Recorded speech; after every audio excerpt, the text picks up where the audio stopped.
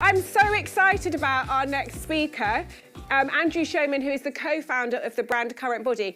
I love it when we find out who's customers of who. Who is a current? Do we have any CurrentBody customers in the room? Who's got the LED mask? Brilliant, amazing. Well, welcome, Andrew. I just need to do a quick disclaimer, which is I've known Andrew for quite a few years, and I don't know when it was, back in 2017, 18, 19, I don't know, 20. We worked with CurrentBody, helping them. They were much smaller than they are now, but they were still what we thought at the time as a pretty significant brand.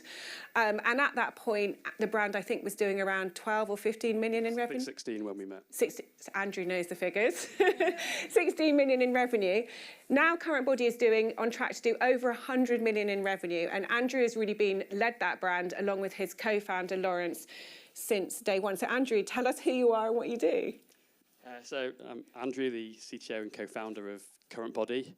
I think before I go on to CurrentBody, it's worth giving a bit of background from my business beforehand, which helped really shape how I thought about CurrentBody.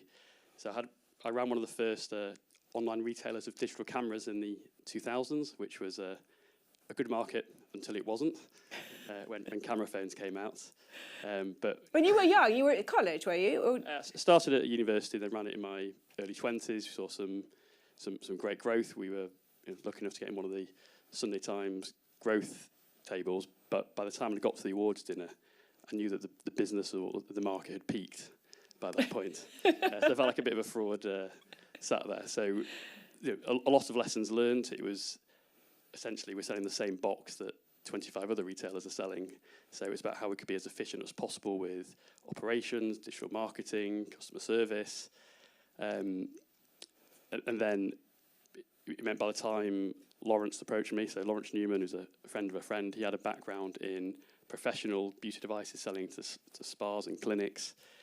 And he saw very early on, 2009 this was, that he thought there'd be a growing market for home use versions of these devices. So things like hair removal and lots of anti-aging treatments. As technology allowed the devices to get smaller, you can get similar results, effective results at home. So he knew online would be the way to sell these products, but knew nothing about online, so that's where I came in. So he phoned me on a Monday, we met on the Tuesday, and we settled the business on the Wednesday. Sounds like Craig David. I was about to say, it sounds like Craig David. That's all, we didn't go any further than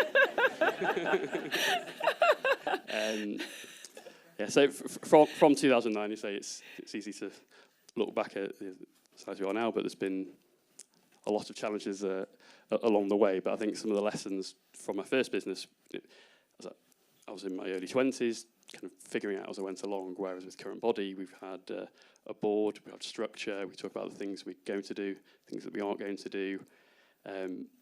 Sounds very basic, but it's ensuring the numbers, we know exactly where we are.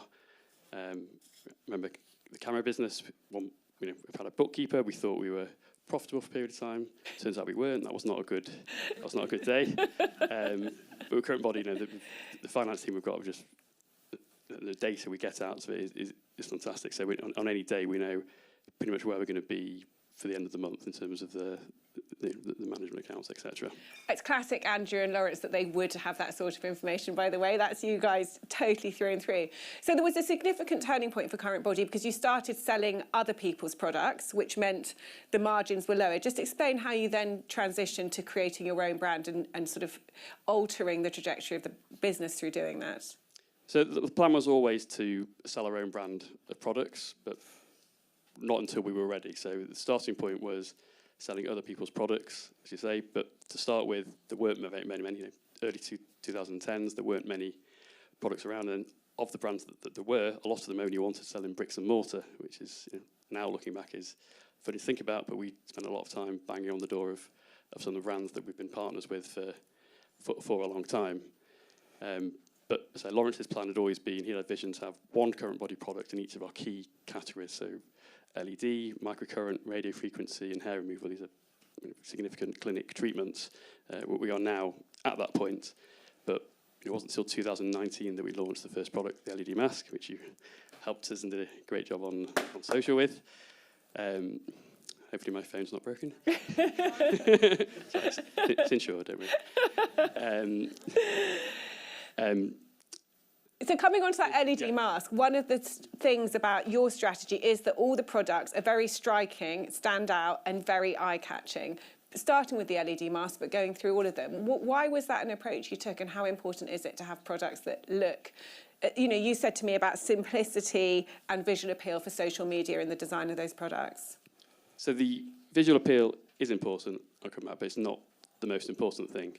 It's, again, Lawrence has always said that the simplicity of the products is key. It's still an embryonic market, and it's very tempting for brands to add in loads of features and buttons, make it only work with an app. It just makes it increasingly inaccessible. Yeah. So the LED mask, you put it on, press a button, it works for 10 minutes, and it turns off. That's about as simple as you can get. But it's also effective. So we need products that will get great results. So I was talking about the team that we built and why we waited till 2018, 2019. We need a team that could deal with IP, patents, research, development, safety, regulations, different regulations all around the globe. But also by that point, we had 22 international websites, which meant when we launched, we could launch effectively across all those markets. But the design of how it looked has also been... It hasn't been important to it, but the key thing has been the simplicity and make sure it works. But it means on social, when somebody sees a product with a red light on, it is interesting, or the hair regrowth, it looks striking. I mean, we've had lots of famous people wearing it, Kim Kardashian, Halle Berry, etc. But one issue, when you see someone wearing an LED mask, everyone looks the same because you can't actually see their face. But that has certainly helped, but it's not the key point. It's the strength of the product behind it. So let's come on to marketing and some of those influencer collaborations, because obviously there's a proportion of brands that have been built and they are over-reliant on Facebook, and everyone's looking for sort of different strategies. For you, PR, affiliates and influencers has always been key. Tell us about some of the successes you've had and how that's helped. I think a key point, so these products are things that you're putting on your face, so people need to trust the products. So it's always been about building the brand and educational consistently over time, and that's both offline and online. So we've done many PR events, outreach, and then onto online. As you say, we've got a range of influencers that work with of all sizes. Some of the things you can measure, and some of the things you can't, and that's often a source of friction with the finance team who want to know where the return is. But things like investing in PR, it takes time, and there's often no obvious return either at the start or at the beginning. But we know some of the press that we get now is a result of years and years of building relationships with journalists in different markets. Then in terms of the influencer work, we each has a unique code, which means we can track it. We can see the success of the influencers we work with. So over time, we've built up a bank of which ones work well, which ones resonate, their audiences resonate with our products, which means we can go back to them. And then it gets more efficient over time. And how does that protect you? Because obviously in any electronics market, there's always a kind of drop in prices, copycat products come in. There have been copycats on the LED mask, but you guys have used PR to protect against that, haven't you? Or build the brand and give yourselves unique positioning. Yeah, so the one thing we've never done is try and compete on price. We think the market is so young, it's about educating people about the LED mask or the LED products that we sell. And therefore, if they want the product, they'll come onto our site and buy it, and it's CurrentBody that they'll trust. So in terms of the competitors, often there's an assumption that they're bigger than they are. I think when you go onto our site, due to the magic of the meta algorithm, over the next few days and weeks, you'll be followed around by all sorts of weird and wonderful knock-off competitors. Yeah. And just from looking at them, you might think they're bigger than they might be. But actually, just sticking up a paid social ad isn't going to cut it. There's one competitor who we thought were fairly credible, and we came up across them quite a lot, and they're doing a public fundraise, so we've seen their figures. It sounds arrogant to say, but it helps demonstrate the point, but they do in a year what we do in a day. So it gives the context that although we thought that they were more substantial than they are, but they're actually not it's not something to fear. But at the same time, we've the massive been around since 2019, and we've invested millions in marketing over that time, and there's been significant brand equity that's built. So it's not impossible for a newcomer, but it's difficult. So in terms of competitors, we feel there's such a wide audience to go out that don't even know about our products, and we can educate them and people then trust CurrentBody. It's not then a case of shopping around and looking for their mask is £300. I go and buy this £60 one I've seen on Facebook. It's, they cream a little bit of sales, but it's not a long-term concern. And what happens, just as we wrap up, you did have Kim Kardashian wear the mask. I'm sure that anyone else had Kim Kardashian use their products. I know some of the people in the DTC Live community have. No? What happens when that happens? So that was a great moment. And another great one was when we turned on TV for Emily in Paris. And, and the mask was featured in the first minute of the new season. She was wearing it. And neither of those, were those deals you'd done, or they just happened? That was completely organic. So whilst we've invested millions in marketing, that one was free. Yeah. Which was ironic. Yeah. So it's not a case that people then say, oh, she's wearing that mask, I'm going to go out and buy it. It's then the press we get off the back of it, and when it's referred to, it says the Emily in Paris mask. So we use it as kind of. I'll say this because Lawrence hates this phrase, but it's like a different brick in the CurrentBody brand wall that we're building. So it's not the whole thing, but it just helps. So when it's referred to, you have the credibility of Kim Kardashian, of Emily in Paris, and that just builds over time. Brilliant. And just before we wrap up, I know when we were talking, you guys have worked incredibly hard for quite a long period of time at this brand, and some brands have grown and exited really fast, and everyone seems to want that. What's your view? I mean, you've built a brand that's doing tremendously well, is a global brand, products loved by many, but it's not been an overnight success, has it?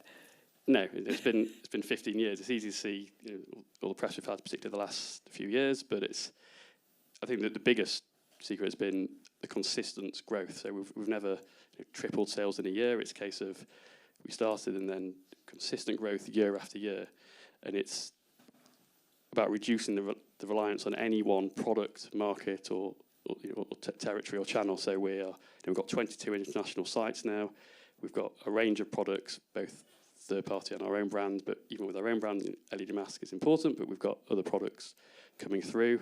We have various sources of marketing channels. So in the very early days, you would have some very difficult days where sales weren't where we want them to be, but it could be we've been over-reliant on one product, on one channel, and if that if someone else comes in below us, then that impacts things. Whereas now, even UK was always where we started, but we're not reliant on it because we've grown so much internationally, which means we're not as susceptible to if the economy is not great or issues with a certain channel. It's far more. Sales are far closer to our projections each day than they were 3-4 years ago. It's so spread out across channel and market and product. Fantastic, amazing. Well, Andrew will be around, so if any of you want to talk to him, I suggest you do, because he is one of the most experienced e-commerce operators that I know. And thank you so much, Andrew, for coming and speaking today. I really appreciate it.